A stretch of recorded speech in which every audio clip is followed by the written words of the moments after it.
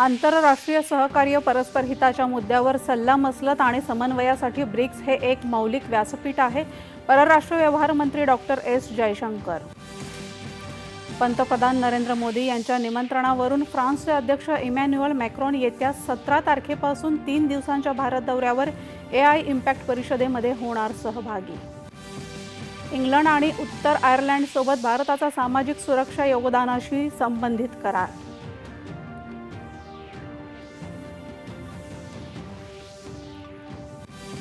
आर्थिक व्यवस्थेला उत्सवाचं स्वरूप दिल्यानं निर्माण झालेल्या उद्योगस्नेही वातावरणामुळे महाराष्ट्रात विक्रमी गुंतवणूक होत असल्याची मुख्यमंत्री देवेंद्र फडणवीस यांची माहिती.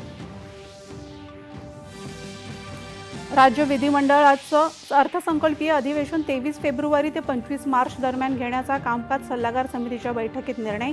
6 मार्चला अर्थसंकल्प सादर होणार.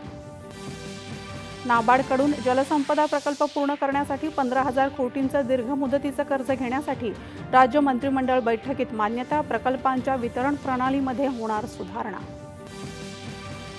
पुणे जिल्ह्यातल्या पुरंदर विमानतळासाठी विशेष हेतू प्राधिकरणाची स्थापना तर इंदापूरमध्ये रत्नपुरी मळ्यात नवी MIDC स्थापण्याचा राज्य मंत्रिमंडळाचा निर्णय. आणि नवी दिल्लीमध्ये सुरू असलेल्या आशियाई नेमबाजी स्पर्धेत भारताची आणखी 2 सुवर्ण पदकांची कमाई. पदक तालिकेत भारत अव्वल स्थानावर. नमस्कार. 11च्या